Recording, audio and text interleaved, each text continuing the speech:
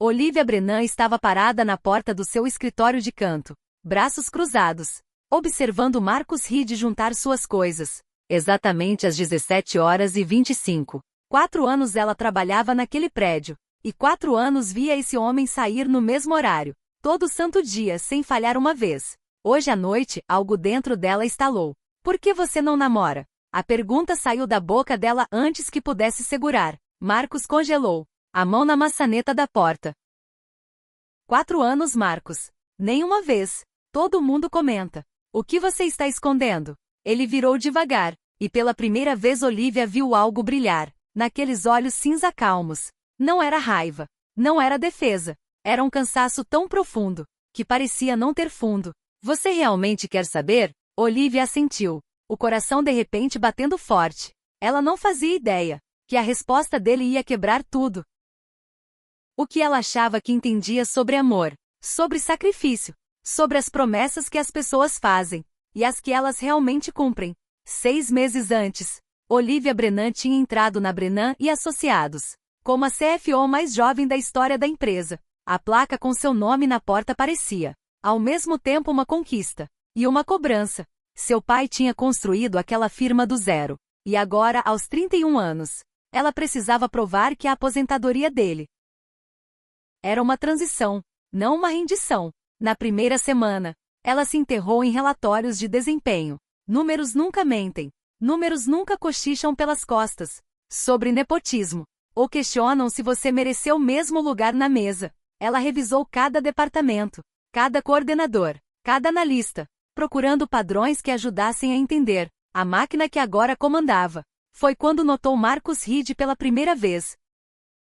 O arquivo dele era impressionante pela consistência. 4 anos de avaliações impecáveis. Nenhum erro nos relatórios trimestrais. Satisfação dos clientes sempre no top 3% da empresa toda.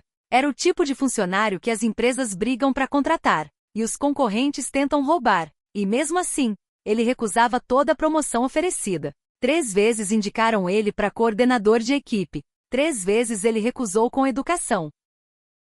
Olivia chamou ele pro escritório numa tarde de terça. Ele chegou pontualmente, nem 1 minuto antes, nem um depois, e sentou na frente dela, com a calma paciente de quem aprendeu a esperar. Senhor Reed, estive revisando seu histórico. Ela manteve a voz profissionalmente neutra. Você é um dos nossos melhores. Por que recusou todas as oportunidades de liderança? Marcos sustentou o olhar dela sem piscar. Eu prefiro sair às 17h30. O cargo de coordenador exige mais horas. Olivia se inclinou para frente, genuinamente confusa. No mundo dela, ambição era oxigênio. Todo mundo queria subir. Todo mundo queria mais. Por que você não quer crescer na carreira? Nem todo mundo quer, senhora Brennan. A voz dele era calma, quase gentil. Alguns de nós já encontramos. O que estávamos procurando subir.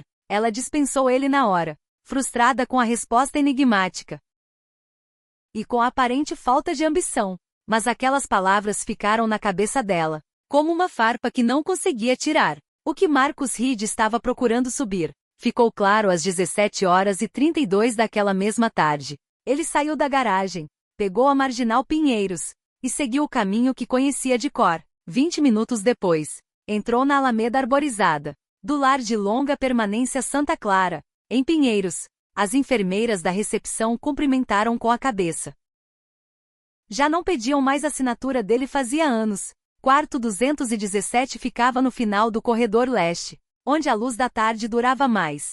Jennifer estava exatamente como há 4 anos, o peito subindo e descendo, no ritmo constante do respirador. O cabelo dela tinha crescido desde o acidente, e Marcus aprendeu a pentear sozinho, do jeito que ela gostava, para trás, longe do rosto. Ele puxou a cadeira para perto da cama e pegou a mão dela. Oi, meu amor.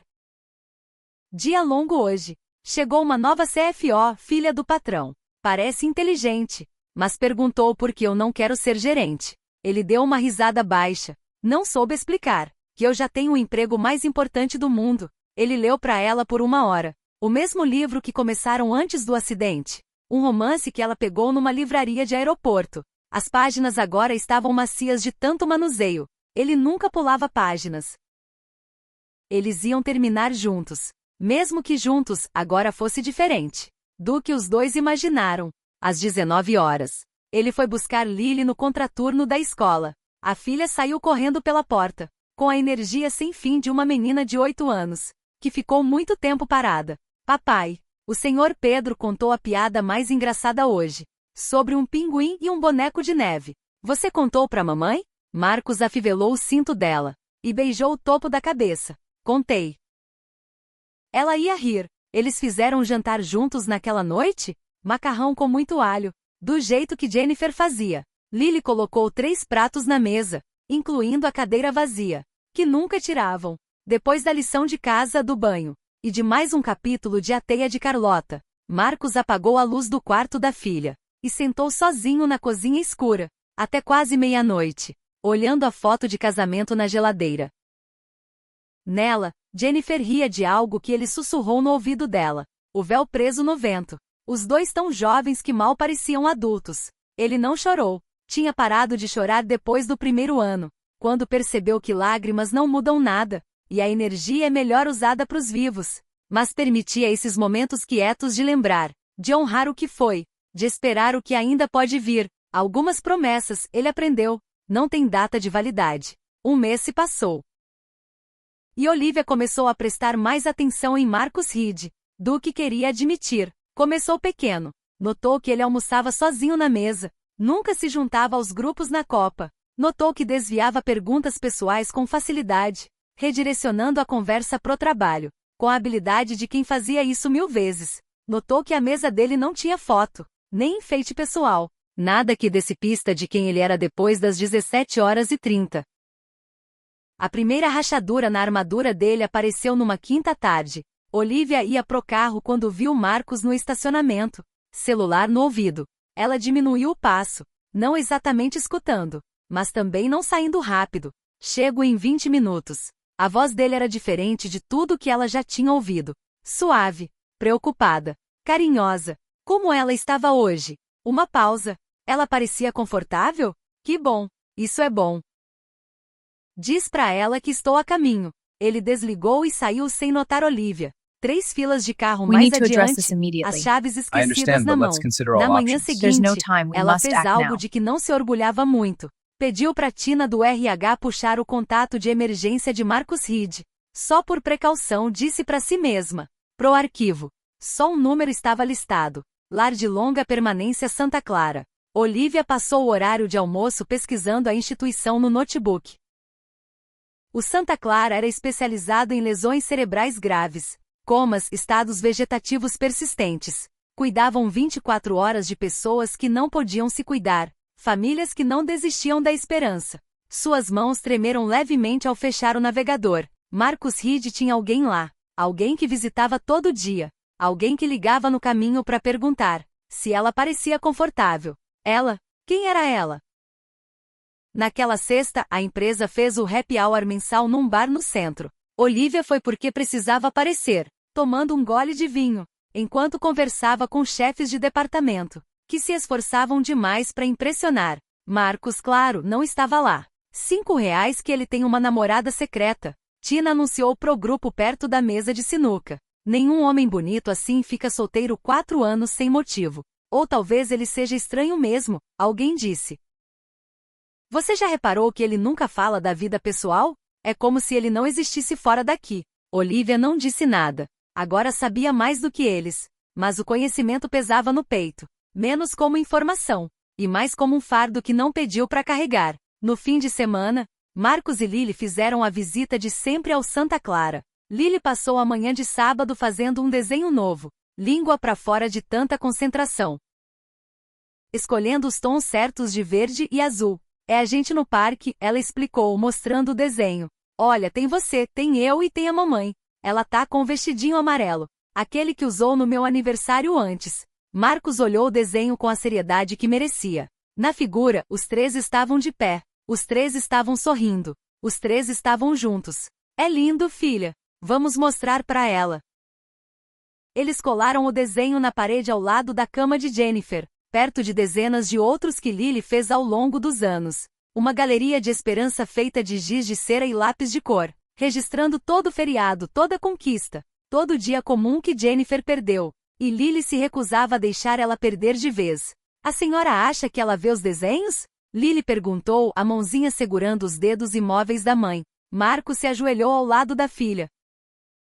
Olhos no rosto sereno da esposa. Acho que ela sente. E isso já é suficiente. Ele precisava acreditar nisso. A alternativa era insuportável. A gala anual de caridade era o evento mais importante do calendário social da Brennan e Associados. Clientes grandes apareciam. Investidores potenciais circulavam. E a reputação da empresa era polida e exibida como prataria numa mesa de jantar chique. Olivia precisava de Marcos lá. Ele era o único analista que entendia as complexidades das carteiras de investimento, bem o suficiente para responder às perguntas técnicas, que os clientes ricos sempre faziam. Ela chamou ele pro escritório para dar a notícia. A gala da Fundação Hartwell é sábado que vem à noite. Preciso de você lá. A expressão de Marcos não mudou, mas algo na postura dele se mexeu quase imperceptivelmente. Tenho compromissos. Remarque. Não dá.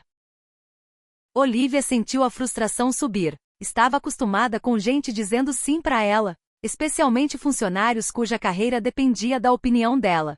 Senhor Reed, isso não é opcional. Então peço desculpas, mas não poderei comparecer. Eles se olharam por cima da mesa, nenhum dos dois cedendo. Finalmente, Olivia fez uma pergunta que nunca tinha pensado em fazer. Todo fim de tarde você tem compromissos. Todo santo dia. Of course, I'm not going anywhere. Algo passou pelo rosto de Marcos. Surpresa, talvez? Ou leve reconhecimento de ser realmente visto? Sim, senhora Brennan. Todo santo dia. Olivia se recostou na cadeira estudando ele. O analista que nunca ficava além do horário. O viúvo que tecnicamente não era viúvo. O homem que saía às 17h30 todo dia sem falhar, porque alguém em algum lugar estava esperando por ele. E se eu mudar a gala pro sábado à tarde?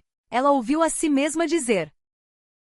Isso funcionaria? Marcos piscou. Em 4 anos na empresa, ninguém nunca tinha ajustado um horário para acomodar ele. Ninguém nunca perguntou o que facilitaria, em vez de simplesmente exigir obediência. Você faria isso? Preciso de você lá. E você tem um lugar para estar à noite. Parece um acordo razoável. Ela manteve a voz profissional, mas algo mais suave apareceu nas bordas. Eu marco para começar às 14 horas. Mas preciso de você até pelo menos 16h45. Marcos pensou por um longo momento. 16h45. Nem um minuto depois. Fechado. A gala foi um sucesso por todos os padrões mensuráveis. Marcos chegou de terno escuro, que o fazia parecer outra pessoa completamente confiante e imponente, de um jeito que o comportamento normal no escritório só sugeria. Ele encantou os clientes. Respondeu todas as perguntas técnicas com facilidade. E se portou com uma autoridade quieta, que Olivia se pegou observando, sempre que achava que ele não estava olhando. Às 16h43, ele se aproximou dela perto da mesa de sobremesas. Senhora Brennan, obrigado pela adaptação. Preciso ir agora. Ela assentiu, surpresa com a pequena pontada de decepção que sentiu. Claro, você já fez mais do que o suficiente. Ele saiu antes do relógio bater 16h45. Um investidor de cabelo grisalho se aproximou de Olivia. Taça de champanhe na mão. Seu melhor cara acabou de ir embora. Tudo bem? Olivia olhou para a porta por onde Marcos desapareceu. Algo se mexeu no peito dela. Ele tem um lugar mais importante para estar. As palavras a surpreenderam. Ela nunca tinha dito nada assim sobre um funcionário antes. Nunca acreditou que algo pudesse ser mais importante que o trabalho. Mas vendo Marcos Reed sair daquele salão, ela se perguntou se talvez estivesse medindo importância. Pela escala errada o tempo todo. Olivia começou a notar coisas que antes estava ocupada demais para ver. Notou que Marcos sempre pegava a escada em vez do elevador, como se tivesse aprendido a economizar energia emocional, para lugares onde ela importava mais. Notou que ele guardava um relógio prateado pequeno na gaveta da mesa, um que às vezes segurava, mas nunca usava. Notou que nas raras vezes em que sorria, a expressão transformava o rosto inteiro, e o fazia parecer anos mais jovem. Ela se perguntava quem ele tinha sido, antes do que quer que tivesse acontecido para deixá-lo assim. A resposta veio em pedaços nas semanas seguintes. Peça 1 chegou quando Marcos faltou sem aviso numa quinta de manhã. Quando voltou no dia seguinte, um colega perguntou se ele tinha aproveitado o dia de folga. Minha filha estava doente, Marcos disse simplesmente. Agora ela está melhor. Filha. Ele tinha uma filha. Olivia puxou o arquivo dele de novo. Algo que estava fazendo com frequência desconfortável. O segundo contato de emergência era mesmo uma criança. Lily Reed, 8 anos. O número era da escola dela. Não havia mãe listada em lugar nenhum. Peça 2 veio no fim daquela mesma semana. Marcos deixou a mesa por um momento. E Olivia passou por lá. Os olhos atraídos pelo único item pessoal que ele guardava na gaveta. O relógio prateado. Agora ela via que era um relógio feminino. Delicado, antigo. Do tipo que poderia ter sido passado de geração em geração. Relógio de esposa. Relógio de mãe. Peça 3 chegou numa noite em que Olivia ficou até tarde terminando um relatório. Às 18 horas, olhou pela janela. E viu o carro de Marcos ainda no estacionamento. Isso era incomum. Ele sempre saía até 17h35 no máximo. Ela desceu até o estacionamento, dizendo para si mesma que só queria ar fresco. O carro dele estava na vaga de sempre. E pelo para-brisa ela viu ele sentado imóvel no banco do motorista, cabeça apoiada no volante. Não dormindo. Só parado. Só cansado. Só se segurando inteiro. No único espaço privado que tinha. Olivia levantou a mão para bater no vidro. Depois parou. Isso não era dela para invadir. O peso que Marcus Reed carregava. Ele não pediu ajuda para carregar. Ela voltou pro prédio sem fazer barulho. Mas a imagem ficou com ela. Um homem bom sozinho no estacionamento. Juntando forças para enfrentar o que vinha depois. Enquanto isso, no Santa Clara, Marcos lia para Jennifer o próximo capítulo do livro. Lily tinha se recuperado da febre. E insistiu em ir junto. Ela segurava a mão da mãe enquanto Marcos lia. De vez em quando comentando as escolhas dos personagens. De um jeito que fazia Marcos sorrir apesar de tudo. Mamãe, eu melhorei, Lily relatou. A voz carregando o peso sério de uma notícia importante. Papai cuidou de mim. Do jeito que você faria. Fez sopa e tudo. Mesmo colocando sal demais. Não coloquei. Marcos protestou. Colocou sim. Mas eu comi mesmo assim. Porque você se esforçou. Marcos olhou pro rosto sereno da esposa. Depois pro rosto animado da filha. As duas pessoas que mais amava no mundo. Uma que não podia ouvir ele. Outra que ouvia tudo. Sua mãe, ele disse baixinho. Teria muito orgulho de como você foi corajosa. Lily sorriu. Eu sei. Já contei pra ela. O lar de longa permanência Santa Clara. Não estava na agenda de Olivia. A visita era oficialmente sobre as doações anuais de caridade da empresa. Especificamente sobre quais ONGs de saúde receberiam recursos da Fundação Brennan. Mas enquanto entrava pela porta da frente com a diretora, Olivia sabia que estava lá de verdade. Por causa do homem que visitava o quarto 217 toda noite. O tour foi completo. Viram a ala de fisioterapia, o centro de apoio às famílias, o jardim memorial onde os parentes encontravam paz. A diretora falou sobre os desafios do cuidado prolongado, a importância da presença da família. As pequenas vitórias que sustentam a esperança. Nossos residentes estão aqui, porque alguém se recusou a desistir deles. A diretora explicou. Toda pessoa neste prédio tem pelo menos uma pessoa que acredita que vale a pena lutar por ela. Elas viraram o corredor leste, e o coração de Olivia começou a bater forte. Pela janela do quarto 217, ela viu Marcus Reed sentado ao lado de uma cama hospitalar. Uma mulher jazia imóvel sob os lençóis. O peito subindo e descendo com regularidade mecânica. Marcus lia em voz alta de um livro, lábios se movendo. Mão livre envolvendo os dedos da mulher. Olivia parou de andar. Não conseguia se mexer. Não conseguia respirar. Não conseguia desviar o olhar. É uma das nossas residentes mais antigas. A diretora disse, seguindo o olhar dela. Lesão cerebral traumática de um acidente de carro há uns 4 anos. O marido vem todo dia sem falhar. Chuva ou sol, dia útil ou fim de semana. Toda noite. Lê pra ela, conversa com ela, penteia o cabelo dela. Marido. A palavra acertou Olivia como um soco. Não mãe, não irmã. Esposa. Algumas famílias mal conseguem vir uma vez por mês. A diretora continuou. Mas esse homem nunca perdeu um dia. Nem um único em 4 anos. Olivia observou enquanto Marcos virava a página. E continuava lendo. Completamente alheio à presença dela. O rosto dele estava suave de um jeito que ela nunca viu no escritório. sem toda a armadura profissional que usava entre 9 horas e 17 horas e 30. Esse era o homem de verdade. Era para onde ele ia. Era por isso que recusava promoções, pulava happy hours e saía no mesmo horário todo dia. Ele não era frio, nem antissocial, nem sem ambição. Ele estava apaixonado. Ainda, depois de tudo, Olivia saiu do prédio sem terminar o tour. Sentou no carro no estacionamento e chorou pela primeira vez em anos. Soluços grandes ofegantes, que pareciam vir de um lugar mais fundo que o peito. Aos 31 anos, ela nunca tinha amado ninguém, do jeito que Marcus Reed amava a mulher naquela cama. Nunca nem chegou perto. Escolheu carreira em vez de conexão em todas as encruzilhadas, dizendo para si mesma que amor podia esperar, que haveria tempo depois, que sucesso era o que valia o sacrifício. Mas Marcus sacrificou sucesso por amor. Escolheu presença em vez de promoção, devoção em vez de avanço, promessas em vez de ambição, e sentada naquele estacionamento, vendo o sol de outono descer no horizonte, Olivia percebeu que vinha medindo o próprio valor, pela escala errada o tempo todo. Ela voltou ao trabalho no dia seguinte e não disse nada. Tratou Marcus exatamente como sempre tratou, profissional, cortês. Mas agora terminava as reuniões 5 minutos antes sem ele pedir. Agora nunca marcava nada que pudesse atrasá-lo. Agora entendia o que 17 horas e 30 significava. Significava eu te amo. Significava estou indo. Significava nunca vou desistir. Alguns segredos ela aprendeu. Não eram dela para revelar, mas podia honrá-los quietamente. Nos pequenos espaços onde mora o respeito. A aquisição da Whitmore exigia muitas horas e análise cuidadosa. O que fez Marcus e Olivia trabalharem juntos mais de perto do que nunca. Ela garantia que terminassem às 17 horas e 30 todo dia. Ele notou. Você não precisa me acomodar, ele disse uma tarde. Sei que dá mais trabalho para você.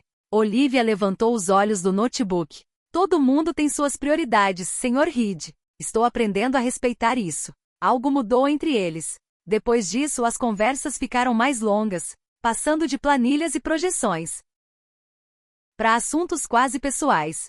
Olivia contou sobre a pressão de seguir os passos do pai, sobre os conselheiros que questionavam suas qualificações, sobre a solidão de ser filha do dono numa empresa cheia de gente que via o sobrenome antes de ver o trabalho. Marcus escutava sem julgar, sem dar conselho, sem tentar consertar nada. Ele simplesmente entendia. E esse entendimento parecia um presente. Você já sentiu que está correndo atrás de algo que ninguém mais vê? Ela perguntou uma noite. Marcus ficou quieto por um momento. Todo dia. O quase momento veio numa quarta-feira. O contraturno de Lily fechou de repente por causa de um treinamento da equipe. Marcus não teve escolha senão levar a filha pro escritório. Olivia os encontrou na copa. Marcus esquentando nuggets no micro-ondas enquanto Lily coloria na mesa com concentração total. Senhora Brennan, essa é minha filha, Lily. Lily levantou os olhos curiosos. Você é bonita. Papai não disse que você era bonita. As orelhas de Marcus ficaram vermelhas. Lily, é verdade. Olivia se pegou sorrindo. Obrigada, Lily. O que você está colorindo? Um desenho para minha mãe. Lily mostrou o desenho. 3 figuras de giz de cera na frente de uma casa. Vamos colar na parede dela com os outros. Olivia olhou para Marcus, viu a sombra que passou no rosto dele. E entendeu mais do que Lily pretendia revelar. É lindo. Sua mãe tem sorte de ter uma artista tão talentosa. Lily sorriu. É o que o papai diz também. Mais tarde, quando Marcus saiu para pegar o casaco de Lily no carro, Olivia ficou sozinha com a menina. Seu pai é um homem muito bom, ela disse. Você tem sorte de ter ele. Lily levantou os olhos do desenho, de repente séria do jeito que crianças ficam, quando vão dizer algo importante. Ele é o melhor, mesmo quando é difícil. Principalmente quando é difícil. Olivia quis perguntar o que difícil significava. Quis entender o peso que aquela criança carregava com tanta graça. Mas Marcus voltou antes que ela formulasse a pergunta. E o momento passou como fumaça por uma porta de tela. Você é amiga do meu pai? Lily perguntou enquanto saíam. Olivia hesitou. Acho que sim. Lily assentiu com solenidade. Que bom. Ele precisa de amigos. Ele não deixa as pessoas entrarem. As palavras ficaram com Olivia. Muito depois que os Reeds foram embora. Ele não deixa as pessoas entrarem. Uma observação simples de uma menina de 8 anos. e ainda assim continha tudo o que ela precisava saber sobre o homem que não saía da cabeça dela. Agora eles estavam no escritório dela às 19 horas da noite. 6 meses de história entre eles, e Olivia finalmente fez a pergunta que queimava no peito desde o dia que o viu pela janela do hospital. Por que você não namora? Marcos não sentou. Ficou perto da porta, mão ainda na maçaneta, pronto para sair a qualquer momento. Mas não saiu. Você realmente quer saber? Sim. Ele ficou quieto tanto tempo, que Olivia achou que não ia responder. Então ele começou a falar, e a voz carregava um peso, que fazia o ar do quarto parecer mais pesado. Minha esposa, Jennifer. 4 anos atrás, um motorista bêbado avançou o sinal vermelho e bateu no carro dela. Ela estava voltando do chá de bebê da irmã, 43 minutos da nossa porta de casa. Ele parou. Ela sobreviveu, tecnicamente, mas nunca mais acordou. Olivia sentiu o chão inclinar debaixo dos pés. Ela já sabia pelo Santa Clara, mas ouvir ele dizer era diferente. Ouvir a planície treinada da voz dele, o jeito que relatava os fatos, como pontos de dados num relatório trimestral, fez o peito dela doer. Os médicos disseram que ela nunca ia se recuperar. Marcos continuou. Estado vegetativo persistente. Recomendaram desligar o suporte de vida. Deixar ela ir, chamaram. Como se fosse um balão que eu pudesse soltar. Ele olhou para Olivia então. E ela viu os 4 anos de luto acumulado, brilhando atrás da fachada calma. Os pais dela concordaram com os médicos. Fizeram um memorial. Choraram e seguiram em frente. Um sorriso amargo cruzou o rosto dele. Mas eu não consegui, porque ela ainda está aqui. Ainda respira. O coração dela ainda bate. E eu fiz uma promessa para ela. Que promessa? Na saúde e na doença? Na alegria e na tristeza? Até que a morte nos separe. Marcos falou as palavras como uma oração. Ela não morreu, Olivia. Ela só está esperando. E eu não vou abandoná-la enquanto ela espera. O silêncio se estendeu entre eles. Olivia pensou em todas as suposições que fez sobre esse homem. Frio, antissocial, sem ambição. Como estava errada. Como estava terrivelmente, completamente errada. Por que você não deixou ela ir? Ela sussurrou. Todo mundo deixou. A voz de Marcos suavizou. Porque ela teria esperado por mim. Se fosse o contrário, Jennifer estaria lá todo dia, lendo para mim, conversando comigo, se recusando a desistir. Era assim que ela era. É assim que ela ainda é, em algum lugar lá dentro. Ele parou. E Lily precisa saber que a mãe dela ainda está aqui, mesmo que não consiga abraçar de volta. Algumas promessas não têm data de validade. Olivia sentiu lágrimas queimando atrás dos olhos. Você ainda ama ela? Todo dia. As palavras vieram sem hesitar, mais do que no dia que casei com ela. É por isso que você não namora? Marcos finalmente sustentou o olhar dela diretamente, e Olivia viu algo ali que fez a respiração dela parar. Reconhecimento. Entendimento. O reconhecimento de uma pergunta, que tinha camadas além do que parecia. Você perguntou por que eu não namoro. É por isso. Para mim seria traição. Não legalmente, não tecnicamente. Mas pros votos que fiz, seria uma traição. E eu não faço isso com ela. Não enquanto ela ainda respira. As palavras ficaram pairando no ar entre eles. Olivia pensou em si mesma aos 31 anos. Solteira sem ninguém. Nunca tendo amado alguém o suficiente para esperar por essa pessoa em qualquer situação. Pensou em todos os relacionamentos que terminou, porque interferiam na carreira. Em todos os sentimentos que deixou de lado, porque eram inconvenientes. E ali estava Marcus Reed, que construiu a vida inteira em torno de uma promessa. Para uma mulher que nem conseguia abrir os olhos para ver ele cumprindo. Me desculpa, ela disse. E a voz falhou nas palavras. Por cada vez que achei que você era frio. Por cada vez que julguei você por sair cedo. Por cada vez que achei que você simplesmente não se importava. Você não sabia. A voz dele foi gentil, sem acusação. Ninguém sabe. Eu prefiro assim. Ele abriu a porta, depois parou. Obrigado por perguntar, Olivia. A maioria das pessoas só assume. Decidem que sou estranho, antissocial. Ou escondendo algo vergonhoso. Você é a primeira pessoa em 4 anos que realmente quis saber a verdade. Ele entrou no corredor escuro. E bem antes da porta fechar atrás dele, Olivia ouviu ele acrescentar. Isso significa mais do que você imagina. Ela ficou sozinha no escritório por um longo tempo depois que ele saiu, olhando a porta vazia. sentindo algo se mexer dentro dela, que não conseguia nomear. Olivia não dormiu aquela noite. Deitou na cama, cara do apartamento caro, olhando pro teto, repassando as palavras de Marcos na cabeça. Algumas promessas não têm data de validade. Pensou na mulher deitada no quarto 217, e no homem que a visitava todo dia, e na menininha que desenhava para uma mãe que talvez nunca visse. Pensou na própria vida, nas escolhas que fez, nos relacionamentos que sacrificou no altar do sucesso. 31 anos, CFO de uma empresa bem-sucedida, e nunca amou ninguém, do jeito que Marcus Reed amava a esposa. Será que já amou alguém de verdade? Na manhã seguinte, chegou cedo ao escritório, metade esperando que as coisas parecessem diferentes, mas Marcos já estava na mesa dele, trabalhando nos mesmos relatórios de sempre, e a cumprimentou com o mesmo aceno profissional de sempre. Nada mudou, e tudo mudou. Olivia parou de pressionar ele para fazer networking, parou de sugerir promoções, parou de tratar as saídas às 17h30 como inconveniência pessoal. Em vez disso, começou a protegê-las, marcando horários em torno delas, defendendo-as para os conselheiros que questionavam, porque o melhor analista nunca ia a eventos noturnos. Ele tem responsabilidades, ela dizia, mais importantes que coquetéis. Ela tomou outra decisão que não contou para ninguém.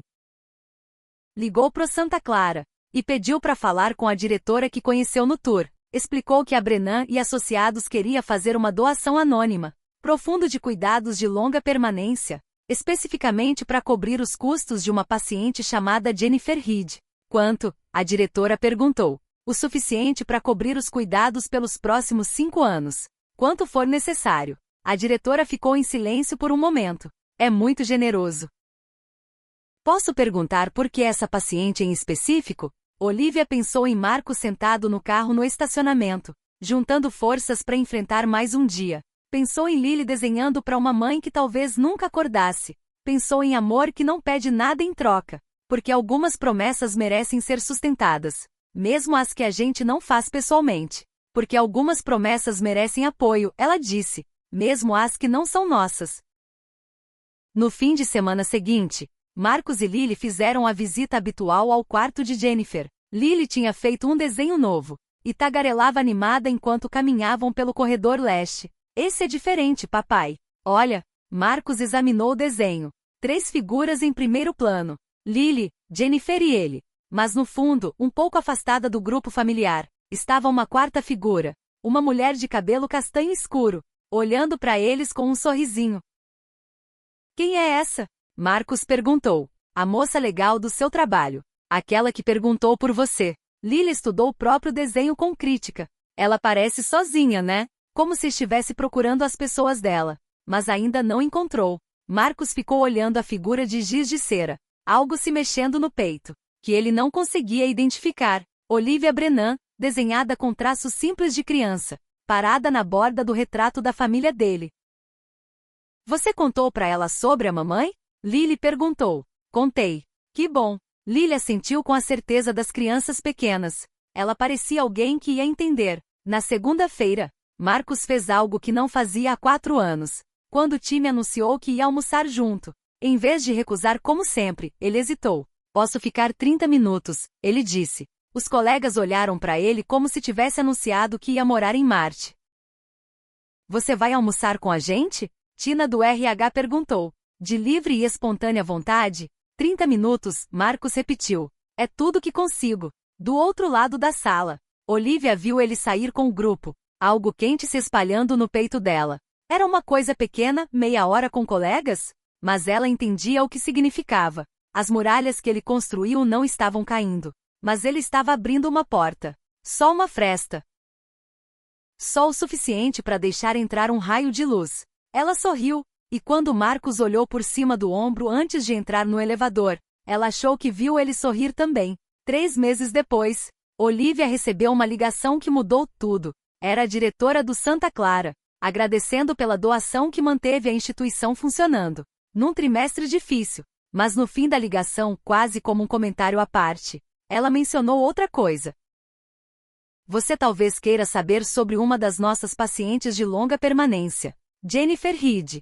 Ela mostrou sinais de resposta na semana passada. Pela primeira vez desde que chegou, o coração de Olivia parou. Que tipo de sinais? O marido estava lendo para ela, e ela apertou a mão dele. Não foi reflexo. Foi intencional. Os médicos estão cautelosamente otimistas. Olivia agradeceu e desligou. Ficou parada na mesa por um longo tempo, pensando em Marcos lendo para a esposa dia após dia, ano após ano, esperando exatamente por esse tipo de milagre. Ela não contou para ele que sabia. Não precisava.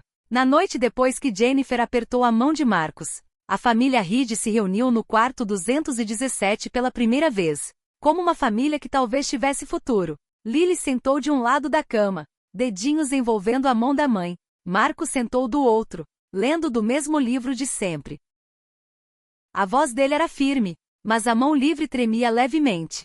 E eles viveram, ele leu, não felizes para sempre, porque a vida real não funciona assim, mas viveram juntos, e isso foi suficiente. Ele fechou o livro, e olhou pro rosto sereno da esposa. As pálpebras dela tremularam. Só um pouquinho, e os dedos se mexeram contra a palma dele. Vai no seu tempo, ele sussurrou. Eu não vou a lugar nenhum. Nunca fui. Estou aqui quando você estiver pronta. Lily subiu na cama e se aninhou do lado da mãe, algo que as enfermeiras normalmente desencorajavam, mas naquela noite permitiram. A gente espera, mamãe, o tempo que for preciso. É o que o papai sempre diz. Algumas promessas não têm data de validade. Do lado de fora do quarto, sem ser vista pela família lá dentro, Olivia Brennan ficou olhando pela janela. Ela segurava um buquê pequeno de flores que comprou na lozinha do térreo. Não entrou.